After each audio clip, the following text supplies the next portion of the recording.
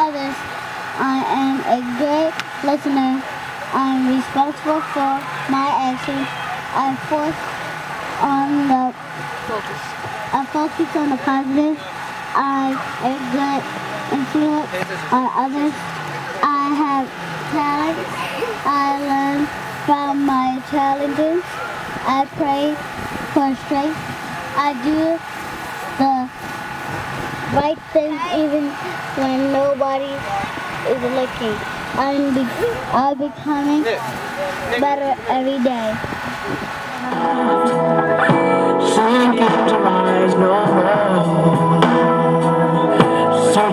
Hi, I'm Philip Cheeks. I'm with Dab Building Communities. We out here in the community today to let us know let the community know what's going on, how we do our business, and what we can do towards to help them.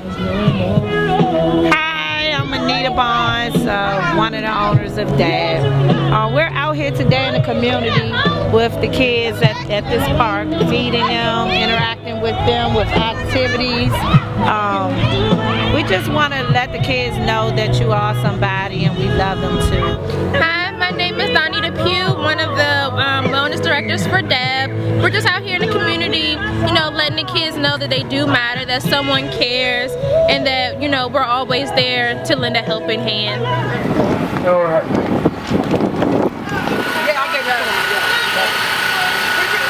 Why is this little girl?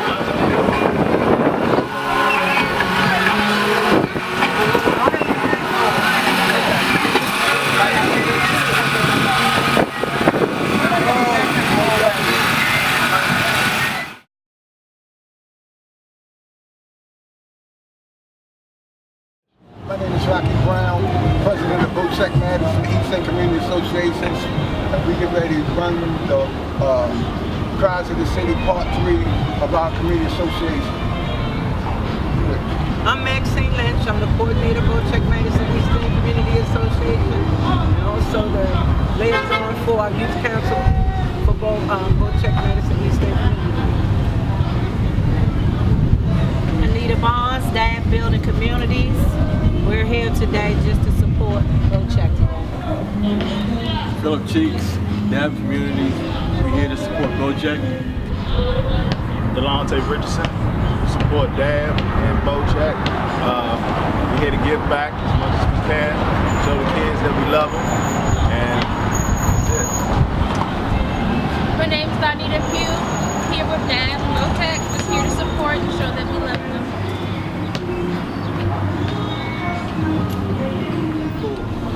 Well, we're out here on Madison and Curley in East Baltimore, Boceck's neighborhood. This is the East Baltimore city, and we're out here with Mr. Rocky Brown, Miss Maxine, and Miss Anita from DAB, as well as Mr. Phil and the family members, Dante and Donita. And just want to share a little bit about what's going on in this neighborhood and how the people are trying to give back, and some of the solutions and some of the problems that probably, well, not probably, but definitely need to be addressed at a more expedient rate than previously happening around in this area. We're going to start with Miss Maxine. Okay, the things that I want to get seen down in Boceck community, I want the youth. We need all our youth to come out. We need, as grown-ups, to mentor our youth, because these youth are really gone. They have no goals or anything set up for them, because we have no real heroes like we used to have when we were coming out. So I'm asking for all the elders and the young men to come out and mentor our youth. That is my job. That's why I started Youth Council in Boceck community. I'm hoping to get 10 youth out of this community. I have different events for them every other month. We're getting ready to start our community pitch and clean up, where we're going to have the youth come in and clean up the community and make them give back. We're giving Is that them an annual thing? Yes, it is an annual thing. And it not only is the annual thing, we do this cleanup every other month. Right. Mr. Brown, which is our president, he walks daily through the community to see the trouble areas in this community, the trouble issues, and he all gets together and we all clean up. And that's something that the kids can learn to do. If they get put more skills in their community, that'll make their life better. These kids don't have anything to look forward to but video games, and that's not where life is. The Boceck right there was an abandoned building for like 30 years. We had somebody dump a bunch of trash in there a couple months ago, and we're waiting for Parks and Recs to revise that recreation center. So because of the trash that's out there and dumped, we got the kids in the community. We got a lady by Leanne Whitmore, which is one of the Healthy Harbor liaisons, and we all the kids, including Janice Lee, our councilwoman, Tracy Easep from Parks and Recs. What do you think's in the way, Ms. Maxine, from it actually being used? I'm sure the people in this community pay taxes, and they should be able to utilize any building that they're paying taxes for around here. Well, I'm gonna tell you, personally, I don't know what's in the way. It's all about, I guess, propaganda. Things can start, like I told you, but things don't always finish. So we're in the starting phase, and we're in the, what is they call a concept plan. Okay. And we have to do the concept plans in order to get things started. And Rocky Brown and myself and some of the people in the community, we're going to make Parks and Rec stick to the gun and finish that rec. Like I said, it may not happen today, but it's definitely going to get finished. And we started with painting the little boarded up windows and the little barrier that's on the side, all the little children in the community, and Tracy Easep and Shannon Steve, which is our councilwoman for the 13th district. We came out and we did that one Saturday morning, painting, and it made it look good. Everybody walked past, had a different outlook on the community. So when you start making little things look pretty, people start to interact. And that's another thing. That's really another issue that I have. Changing the mindset of our people. When we change the mindset of our people in our community, things will be a great impact on how we carry this community. Because I believe by me being one of the best political leaders in East Baltimore, like I said, I just won the 2016 Leadership Award. Baltimore City has been one of the best, but I don't let that go to my head because, like I say, I'm not in it for the love of money or propaganda or the things that people be doing to get credit or things of that nature. And Baltimore City, they pull together sometimes, but you got other entities that's for our community, but then you look at other communities like Rita, up in Bel Air, Edison, and all these other communities that have associations also, they have no problem doing anything in their community at all. These people step up to the plate right now. They ask them to do something, they will do it. Let me ask them to do something. There's so much controversy. Rocky Brown, you need to crawl and do everything you got to do on your own first before we start doing anything about me being an impact on this community. Can I ask you a question? Sure. Did anybody ever speak to you about the numbers that you have as far as the decline in homicides in your community? Our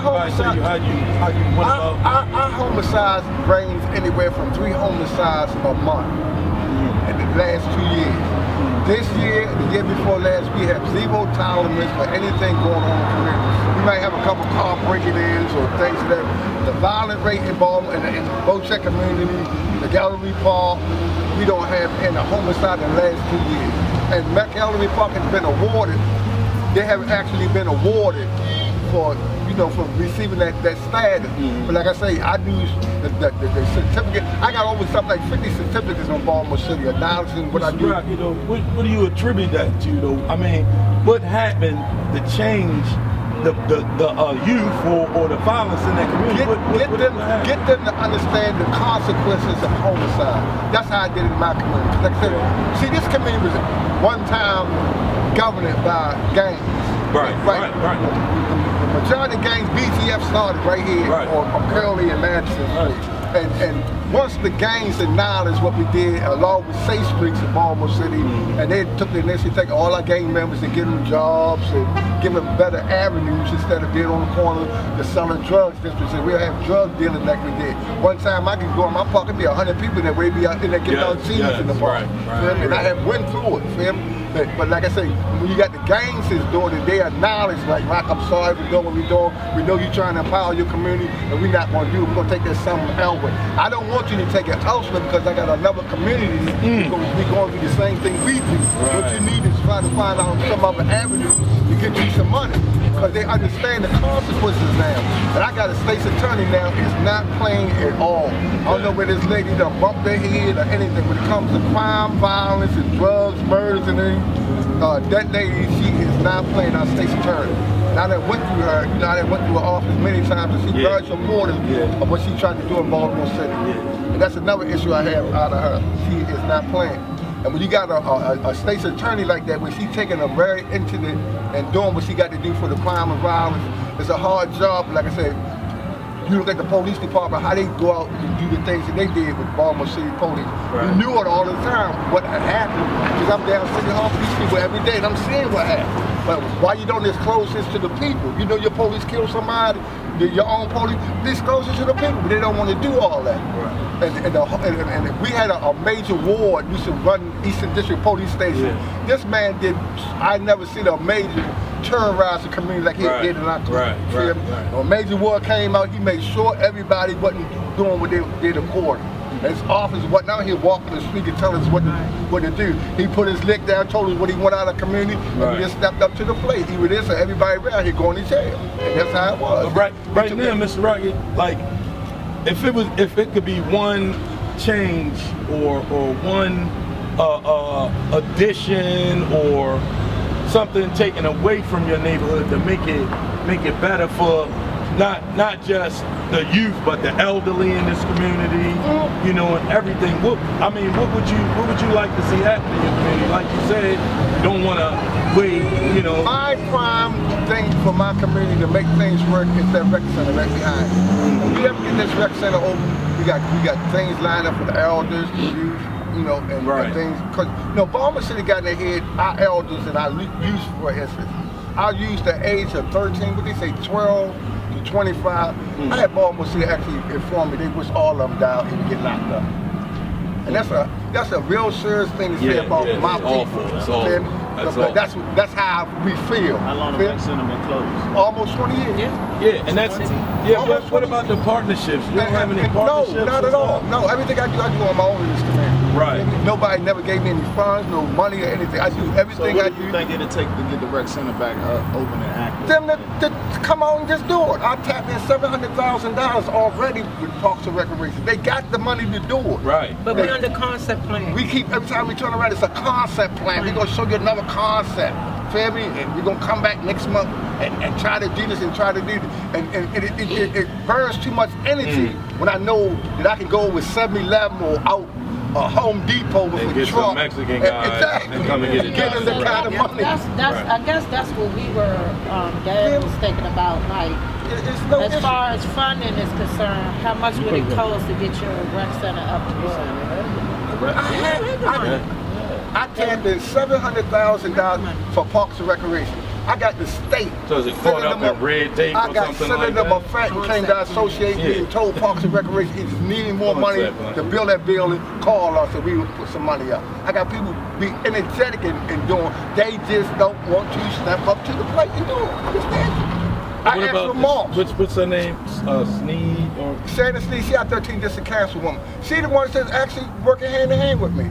It's not that I'm against Baltimore City, because like I said, you got a whole lot of good people in Baltimore City that's energetic, but you got those people that oversee them if they're stuck on their ways. I mean, if you like come to the table with some people that say, you know, we can contract these guys. I have been on the table with our last mayor, right, and tapped in $4.7 million for this park. We took down $4.7 million for Boceck Park. 3 weeks later, she called me downtown and said, Rock, we cannot build the park because we got to wait till they sell some parking lots and some garages, and we're going to give you some money out there to build. Ships like companies like DAB and stuff like that, partnership. DAB is a nice entity in doing things, but you're going to have to go through so much red tape to get them to approve for DAB doing things in their property. That belongs to Parks and Recreation. Right, it does. It don't belong to Baltimore City. If I go over there and do something, these people will lose their mind. And I can get it done, there's no problem. I got guys that's come. I mean, they just got a new director. They got new directors. They just got a new director. We we used to deal with Bob Wall. He was the director of Parks and Recreation. Tracy Eastep, she on the table with me constantly. What's the white girl? Katie Brewer. She on the, she on the table. But like I said, you got all these entities that oversee what they do, but it's nothing. It's getting done. It don't take 5. Last time we did the crowds in the city, nothing has been done since the last time we went through the same thing what we're doing now. The park's still the same, the roof is falling down, and all this. Since the last time we did this thing. Whenever we did that 2014, that was the last time we did that. 2014 to now, nothing has been done since then. Did you ever go to them with like partnership to say like, listen, if you just give us access to this building, we'll get the work done ourselves? We got access to the building. We got the playground, the rec center, and the thing. They got the field. We go in what we at. But if the Mexicans or the Dominicans playing on that field want anything, a goal post or anything. The inside of the building, you guys can go in? We got a split park. Where we at, that belong to Boceck. That belong to this. See? The park belongs to Parks and Recreation, but they had the rugby games, the football, the baseball, and all that. I had started the baseball. I built the baseball diamond back there, right? The baseball diamond, it was a diamond, but I never seen one before in my life like that. My kids don't even want to play baseball up there because when they play baseball, we don't want to play because we used to play against the wall. Playing baseball against the wall. I'm not going to stand up there waiting on Yo to hit me the ball and all that. But we got entities now that, Aspen institutions, they want to come out with the sports. They want to come out and the kids in all kinds of sports activities. We write so many grants, and I got people writing grants to educate our kids once we start with the park. We just waiting on the park. We're on the table to do all the things that we need for our kids. And like I said, people now are empowering our kids. So you just hung up and red tape it. Right. The money, and it ain't no issue. I can call Jack Young and he'll do what he got to do. It's just, it's the government. It's just the entities. Can I ask you a question? Sure. Have you ever looked into like a lobbyist? No, man, not at all. Oh yeah, they all like money. I have a lobbyist that they're connected with them behind scenes, so they can get stuff done. Without you saying anything. They'll work behind the scenes, you pay them, and they will lobby to get you whatever you want. Dad have a lobbyist, and we haven't utilized him the way we should be, but this lobbyist is active in the community. I got to get his name, but I think you should look into this lobbyist and let him work behind the scenes to get it done and talk for you. That's most people do, right? When they try and have things done like that. And you look at this block right here. This block is one of the most notorious and the most deadly block you ever want to see in Baltimore City. This block, Curly Street. I have guys sitting on the porch just for anybody to walk through this block. I mean, they only live in the house. They sit on the porch and just wait. Like you go into the liquor store to the corner, and before you get halfway through there, they jump out that porch and buy. And they sit right back on the porch 10 minutes later smoking your money with weed and all that. Okay? And the police, it wasn't nothing that the police would actually engage in getting rid of them because they would start a war as soon as the police come because they got mad guns and them kids up there, they ain't playing. That's how Baltimore City look at it. But Major Ward, he took initiative and wiped all that out. And now we empower this community where it's the most safest community now in East Baltimore, this street right here. Yeah, that's a big turnaround. We done put flower pots, Coca-Cola put flower pots, planting trees. You don't have the tire. You don't have the tire. I thought it was going back. Look at the flower pots. We got flower pots with solar lights on. You see this at night, the whole block be lit up. With solar. Absolutely. The kids don't have anything else to do. And then, like one of the guys earlier was talking about investing in a facility for these guys to ride their motorcycles, the young guys, because they love that. I don't have nothing against dirt bikes. Like I say, I got 5 of them that come up my family. Right. Feel me? 12 o'clock boys come out with West Baltimore. Oh yeah. And hypothetically, when they come from West Baltimore, I hate to tell you, that's who they coming to see. They come all the way from West Baltimore, drive up, turn around, and stop right in front of my door, and go back home. This is the pit stop right here. Yeah, it is. They stop right here. The guys you see the grandma. just need help, all the kids. Yes, they don't have anything to do. Really. And it's every Sunday. Every Sunday they get harassed for standing out in their own neighborhood. I used to ride. That's crazy. Where do you want me to go? I used to ride with where I live. I used to ride with the dirt bike boys with a 900 Suzuki. Yeah. I used to do everything they did on the dirt bike. I did it on a 900 Suzuki, right behind with no tags, no nothing on it. Yeah. But it was a thing. What do you think of all of this? They don't want the face of our color on the TV screen. Right. Now, basically, what ends up happening is that, just like Monday says, that lobbyists work behind the scenes, you can get things done, but ultimately, they don't want our face on the screen. Right. But you know one thing, I had, as Rocky Brown told me that I need to look at the cries of the city, and I watched the video, and I was really overcome by what they talked about. They came up around this time, and I told them, I said, in 2018, it's nothing different. Right. Not at all. They said 2011 on the video. Right. Counting up the years, like, okay, the houses are still boarded up. The houses are falling down. People have no place to live. People are laying on the street. Kids not doing anything. But it's 2018. Yeah. It's so bad as far as the boarded up and dilapidated properties. They're actually talking about initiating the dollar houses again. Right, exactly. You heard of that, right?